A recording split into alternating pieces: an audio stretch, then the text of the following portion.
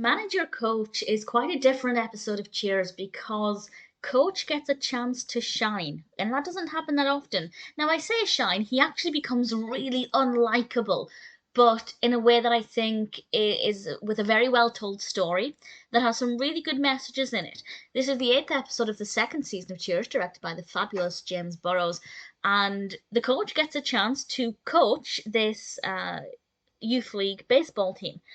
And he's really happy about this opportunity. He jumps at the chance, but he becomes really aggressive and really nasty to the children, not because he wants to be nasty, but because he wants them to win. And then when they do well, it's not good enough because he wants them to win by a lot, and I think, as he said, humiliate the other team. And we see this really different side to Coach, and obviously Nicholas Colasanto gave this amazing performance, a great way of looking at this character and seeing a different side to him, and seeing Colasanto performing this same character with a different side of his personality. And on the one hand, it's uncomfortable because Coach is so sweet and lovable and innocent, and to see him being aggressive and nasty to children as well is difficult. It's difficult to watch, but it's realistic because people have different sides to them.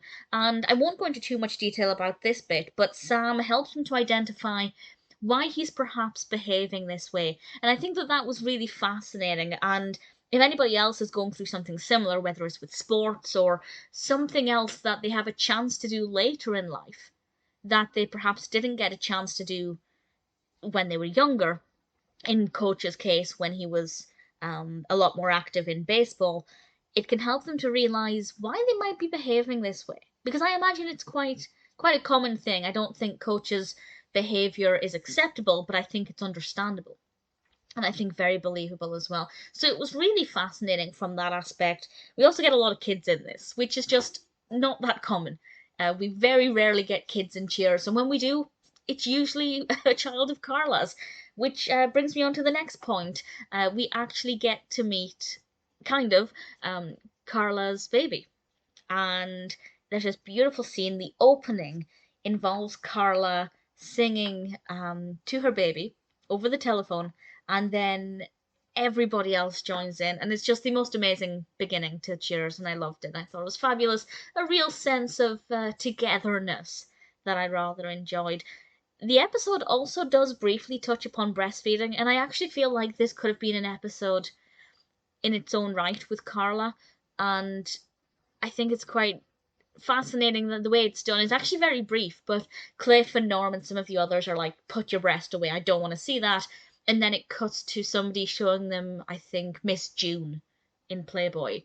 And it's basically immediately saying, your reaction to Carla's breastfeeding naturally is ridiculous when you behave like that a second later. So I think, although brief, it got the message across very clearly, which I thought was very effective.